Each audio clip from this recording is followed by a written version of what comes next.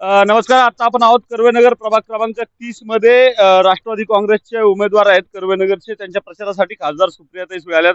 ताई, काय सांगाल, एकूणच कसा आहे प्रतिसाद, काय सांगाल? खरं तर या संपूर्ण भागात गेले अनेक दशक दुधाणे वहिनींच्या मार्गदर्शनाने उत्साहाने या भागाचा जो काही विकास झालाय त्याचं संपूर्ण श्रेय दुधाणे वहिनींनाच दिलं पाहिजे.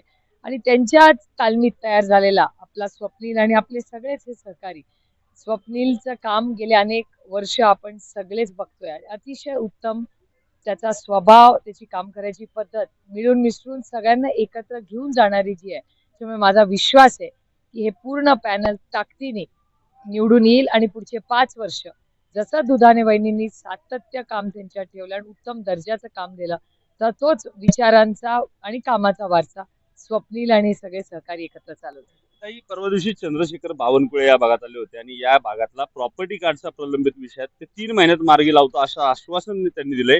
1978 पासूनचा प्रलंबित प्रश्न आहे, कसं बघताय? अहो, 10 वर्ष त्यांचं सरकार आहे, मग का नाही लावला? हं. गल्लीपासून दिल्लीपर्यंत होते ना सरकार, मग का नाही त्यांनी केला हा? हं. त्यामुळे ह्या सगळ्या गोष्टी इलेक्शन आल्यावर 3 महिने 6 महिने असला काही तुम्ही बघताय दुधाणे वहिनींचं आणि आता स्वप्नीलच्या नेतृत्वाखाली इथे सगळेच एकत्र मिळून काम करतायत. त्याच्यात सातत्य आणि जे खरं आहे, जे होऊ शकतं तेवढ्याच गोष्टी ते करतात आणि खरं तर सांगतात 5 कामं आणि करतात 10 कामं. जेव्हा हा रडीचा डाव चाललाय, मला आश्चर्य वाटतंय की भारतीय जनता पक्षात, म्हणजे भारतीय जनता पक्षात हे सगळे नवीन काही चेहरे मोहरे आलेत.